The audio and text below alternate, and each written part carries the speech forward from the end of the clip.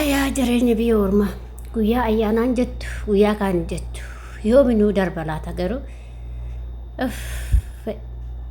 ashamaa kan jirtu hordoftoota kabajamtoota chaanaala kootii bakka jirtu itti nageenya waaqayyoon yaa baay'atu nagaa keessanii nagaa kootii hordoftoota koo isinillee baga nagaa naatatan baga jiraata isin jecha egaa warroon chaanaala kiyya afaaraa taate immoo sabskiraayib gochuu maamila keenya taa'e isin dadhaa dhugaa dubbachuudhaaf ijoollee gisee tokko tokko jechuudha. Baay'ee nama dabbara jechuudha. Kinzee mee namoonni akka kosin dabbare jira yeroo guyyaa ayyaanuma kamiyyuu haa ta'u ayyaana musliimas haa ta'u kiristaanas haa ta'u waanuma fedhiyyuu haa ta'u ayyaana kamii haa ta'u gini baay'ee sin dabbaru guyyaa ayyaana keessanii baay'ee sin dabbaru gaafa isin uffattanii fataa jettanii zanaa jettanitti gaafa hojii hojjettan mee ijoolleen akkasii jirtu laata biyya ormaa kana keessatti gaafuma ayyaanuma keetii jechuudha gaafa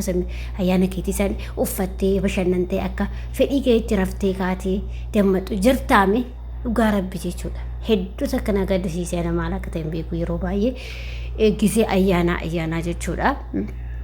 Akkuma beekamu kaa gisee ayyaanaa nama dabbara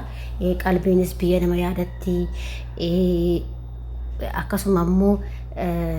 Silees dabbaraa hiriyoota kee yaadataa akka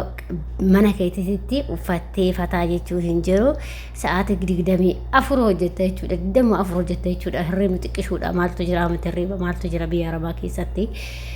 na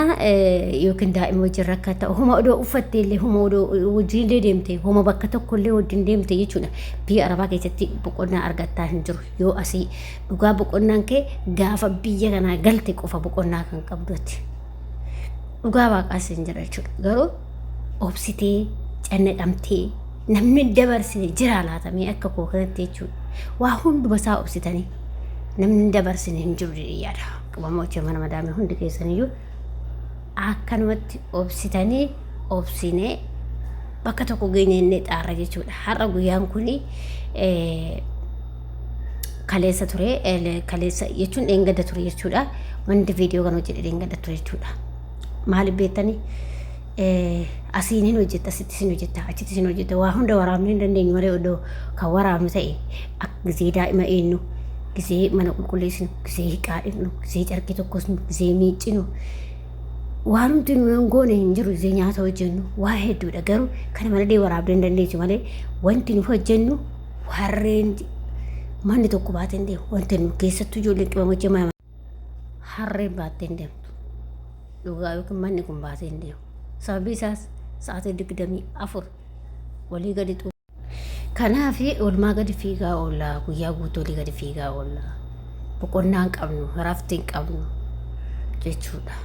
Kanaaf immoo obsitanii dalaguu qabdanii homaa wanti guyyaa tokko nu darbuuf ta'a waan ta'eef wanta isin gorsu keessa waa hundumaa obsaa ijoollee gaafa obsine garuu walitti hin baane gaafa gisee yaaddu mataa si dhukkubuu danda'a garuu obsuuti siif furmaata jechuudha akka kootitti obsuun namaaf furmaata guddaadha gaafa obsine walitti bahuu dandeessa gaafa obsine immoo walitti bahuu dandeessu jechuudha har'a akkanaan godhan uffanne har'a kan taane jechuu hin qabnu jechuudha nuti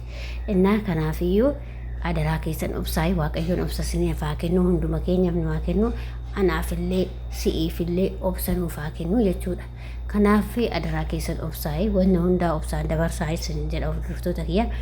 namatti hin ulfaatu miti hin ulfaata jireenyi biyya ormaa baay'ee ulfaatti garuu obsuutu nu furmaata jechuudha dadhabe jettee of hin ifatin ofitti miririn jedhe guyyaa tokko keessaa ifatti ba'uuf taana waan ta'eef guyyaa tokko nuuf darbuuf ta'a waan ta'eef kanaafuu obboloota koo adaraa keessan obsaatii dabarsaa waa hundumaayyuu namni akka koo garuu daa'ima wajjin jirtanis ta'e hin jirres ta'e obsi yoo dalagaa sitti baatis yoo daa'imti sirrisi gootes obsii darbe maaliif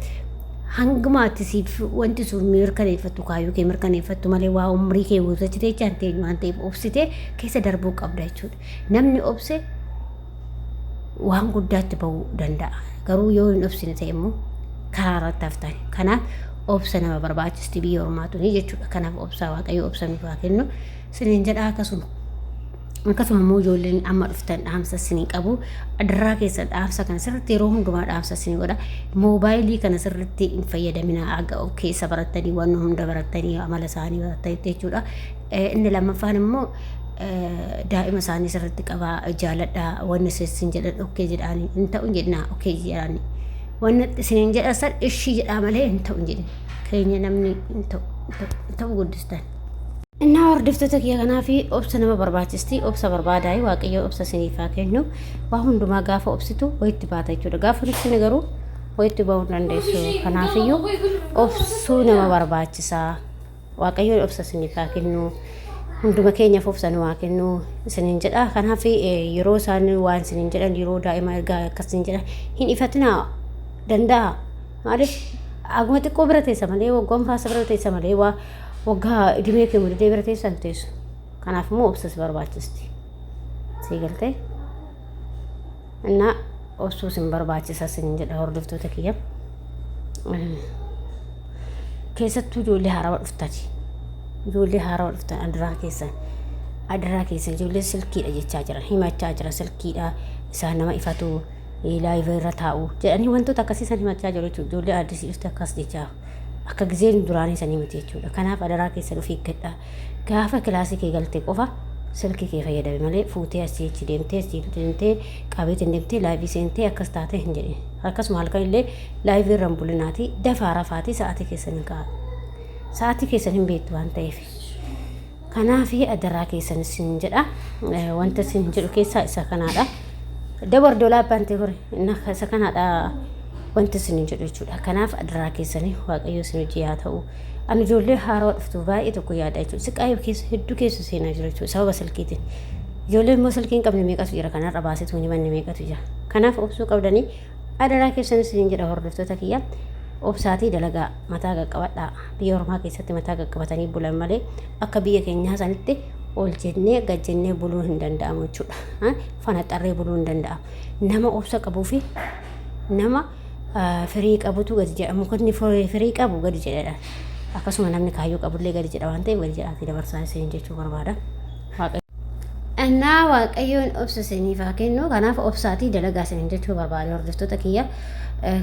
namni gaafa obsee wayitti ba'uu danda'a gaafa obsin immoo wayitti ba'uu dandeessan dhugaa isin jira jechuudha keessayyuu biyya arabaa keessa immoo nama obsitu dalagata malee namni obsine dalagachuu hin danda'u maaliif waa hunda si aarsa waan ta'eef madaama si aarsiti ijoollee si aarsiti hojii sitti ba'ataa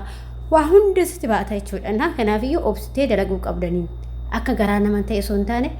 akka ofii keetti ta'uu qabda malee garaan kun har'uma fiigii gadi geessin jedha har'uma waqa namaaf akkas jiraadha sin jechuu danda'a garuu akkasii miti akka ofii keetti taatu kanaamati kanaaf biyya ormaa jiraachuun obsa nama barbaachisaa jechuudha kanaaf dalagadhaa obsaayii moromsiisinaayii maatii bira jirtee moromsiisinaayii yeroo kamiyyuu waa isaas ijisan okke jedhaaniti akkas jettani arabni dhugaa sin jedha gaafate afoo kana bakka waan isaas hin jedhu hojjettee ijoollee isaanii sirriitti maaragiin qabdee nuti si jaalatti yookiin immoo si qabdee jechuudha akkasuma naa ijoollee qabdi taana daa'imta akkasii jibbite taana hunduma si jibba nama hunda si jibba jechuudha daa'imti sin jaattu jennaan hunda isaatu sin jaatan akkasuma immoo madaabni sin jaattu jennaan daa'imti illee sin jaalattu amala keessaa isa kanaadha jechuudha. Innaa kanaafiyyuu adaraa keessanii obsaatii dalagadhaa warri of jijjiiruu barbaadan warri kaayyoo qabdan warri boroo yageenyaa har'a yeroo humna qabnu dalagannee boroo immoo wayitti baana warri jettan obsaa dalagaa waaqayyo obsa isiniif haa kennu isiniin jedha akkas kana fakkaataa kun ani guyyuma hundayyuu daa'ima nan qabaa mana nan qulqulleessaa nyaata nan hojjedhaa kafana nan miiccaa nan tokkosaa hundallee tokkosuu baadhu yuunifoormota nan tokkosaa ittiin baratanii akkasuma immoo kan micayyoo nan tokkosa jechuudha kanaaf obsitanii keessa darbuu qabdanii waaqayyo obsa isiniif haa kennu itti fayyadamaa gorsa kana ishee